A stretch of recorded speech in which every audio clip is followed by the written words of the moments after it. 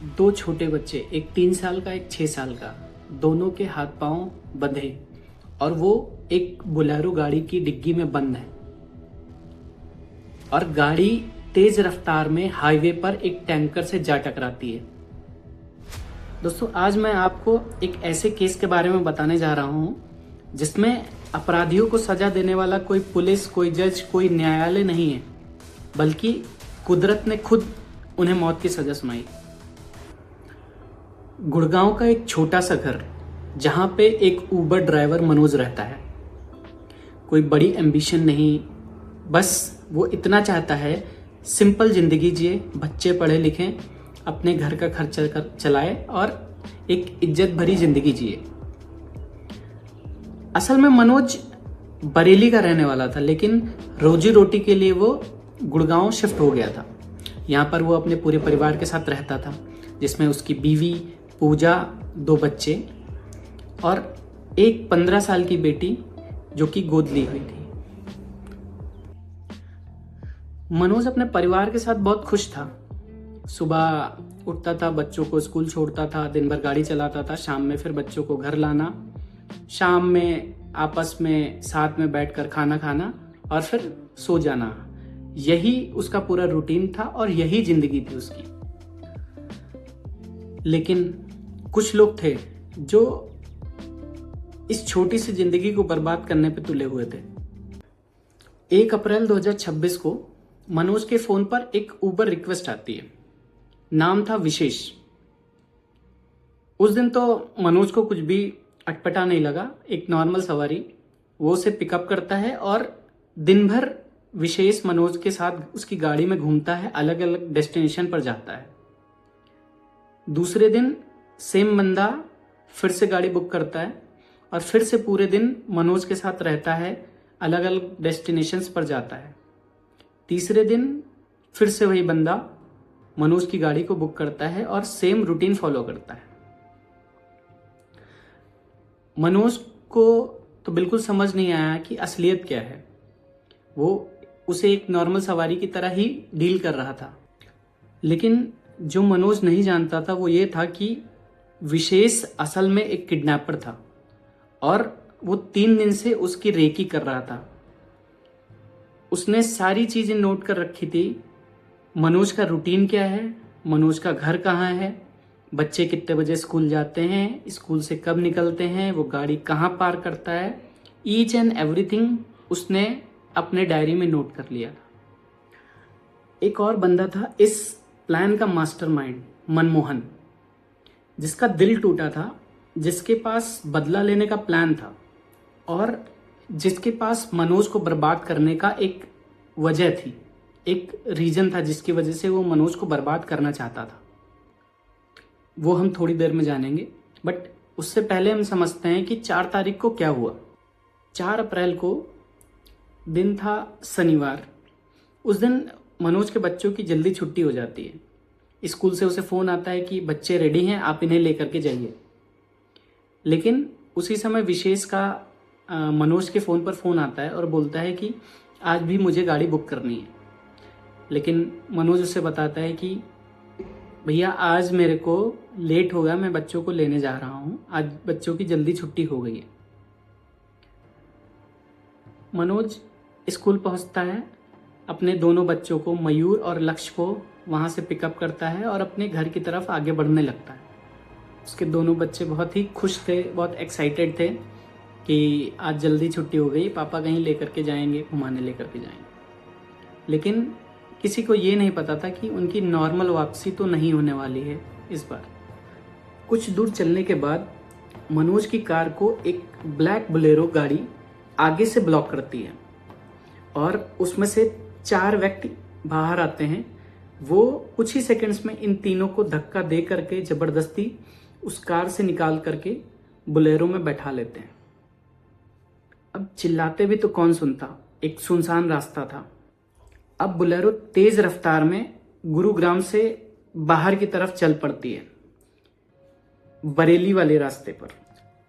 मनोज के फोन पे उसकी बीवी पूजा रात भर कॉल करती रही, वो रात भर परेशान होती रही, लेकिन जब रात भर मनोज और उसके बच्चे घर वापस नहीं आए तो वह सुबह परेशान होकर के गुरुग्राम थाने पहुंची और वहां पे रिपोर्ट दर्ज कराया। लेकिन तब तक किडनैपर्स बरेली पहुंच चुके थे। उन तीनों को बरेली में एक घर के कमरे में बंद कर दिया जाता है। बच्चे रो रहे थे, रो रो करके वो पापा से कह रहे थे अपने कि पापा घर चलते हैं, घर चलते हैं।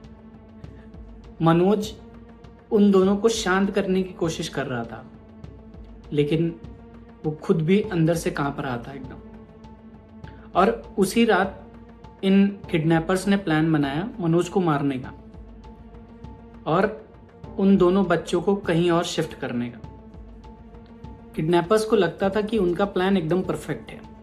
उन्हें लगता था कि उन्हें कोई नहीं देख रहा है, वो कोई नहीं जानता कि वो कहाँ है।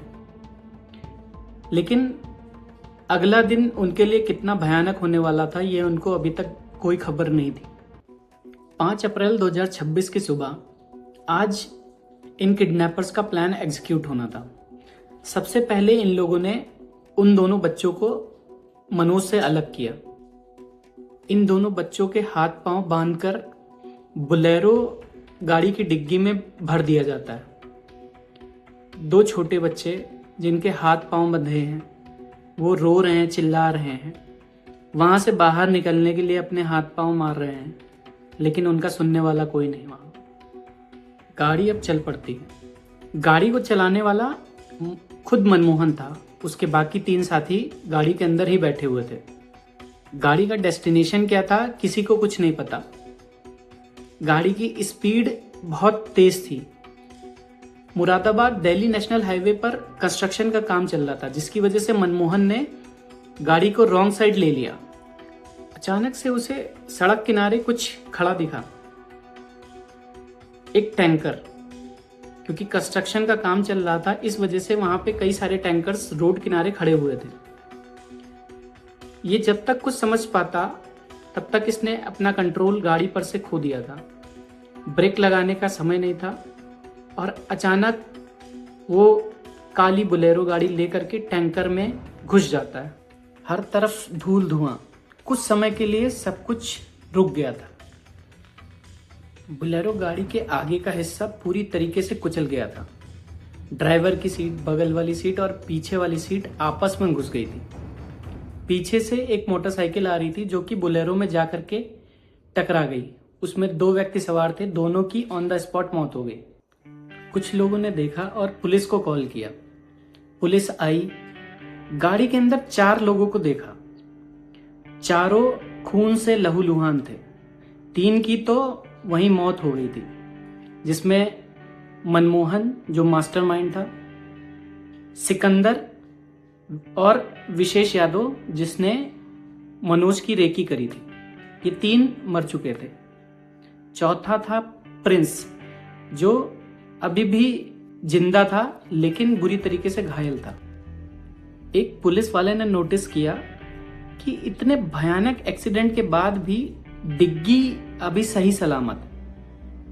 वो आगे बढ़कर डिग्गी को खोलता है और अंदर का नजारा देख उसकी आंखें फटी रह जाती हैं। वो देखता है 2 मासूम बच्चे अंदर बैठे हैं और उनके हाथ पांव बंधे हुए हैं, लेकिन दोनों सही सलामत है। पुलिस वाला फौरन उन दोनों को बाहर निकालता है और हॉस्पिटल लेकर के जाता है। लक्ष्य 3 साल का, उसका एक पांव फ्रैक्चर हो गया था, लेकिन पूरी बॉडी पर कोई भी खरोच नहीं आया था उसके अलावा। 6 साल का मयूर, वो पूरी तरीके से ठीक था। जो गाड़ी के अगले हिस्से में थे वो सब खत्म, और जो डिग्गी में था वो बच गया। इसे कहते हैं कुदरत का इंसाफ। हॉस्पिटल में पुलिस ने बच्चों से बहुत प्यार से पूछा, बेटा कहाँ से आए हो और ये सब कैसे हुआ। बच्चों ने पुलिस को बताया कि हम दोनों पापा के साथ गुड़गांव से किडनैप हुए हैं और पापा को कहीं और रखा गया है। ये सुनते ही पुलिस के कान खड़े हो गए। पुलिस के हाथ में चारों किडनैपर्स के मोबाइल फोन थे। यूपी पुलिस का एक खास ऐप है यक्ष ऐप, जिसमें यूपी के अपराधियों का डेटा रहता है। इस ऐप से पता चला कि ये चारों प्रोफेशनल क्रिमिनल्स हैं और इन्होंने पहले भी कई जुर्म किए हैं। अब पुलिस पहुंचती है प्रिंस के पास, जो उसी हॉस्पिटल में एडमिट था। उससे सख्ती से पूछताछ करने पर वो सब कुछ उगल देता है और बताता है कि मनोज को मनमोहन के पिता नत्थू के घर में बंधक बनाया गया है। पुलिस की टीम फौरन निकलती है और नत्थू के घर में दबिश डालती है। वहां से मनोज को सही सलामत सुरक्षित निकाल लिया जाता है। अब सवाल ये उठता है कि एक आम ड्राइवर को उसके बच्चों के साथ किडनैप क्यों किया गया। इसके पीछे की कहानी मनोज ने सुनाई। मनोज ने बताया कि उसकी गोद ली हुई बेटी को मनमोहन पसंद करता था, लेकिन मनमोहन के पिता नत्थू ने उसकी शादी कहीं और फिक्स कर दी थी। इसके बाद मनोज ने मनमोहन को भी कई बार डांटा और अपनी बेटी से मिलने के लिए मना किया। बस इतनी सी बात पर मनमोहन ने मनोज को खत्म करने का प्लान बना डाला। अपने साथ 4 साथियों को जोड़ा, रेकी करवाई और 4 तारीख को अपने प्लान को एग्जीक्यूट भी किया, लेकिन वो अपने मंसूबे में कामयाब नहीं हुआ। ये कहानी हमें बताती है कि जिंदगी और मौत सब भगवान के हाथ में है। मासूम बच्चों को दुनिया की कोई भी ताकत नहीं मार सकती अगर ऊपर वाला उनके साथ में है। एक बाप, एक ऑटो ड्राइवर, एक आम इंसान इस कहानी का हीरो है। वो बाप भले जिसे दुनिया समझे ना समझे, लेकिन कुदरत ने उसे हर समय बचाया है, कुदरत ने उसे हर समय समझा है। इस केस को सुनने के बाद आप क्या सोचते हैं, कमेंट में जरूर बताएं। और ये थी आज की कहानी। मैं हूं आपका होस्ट शिखर पाठक।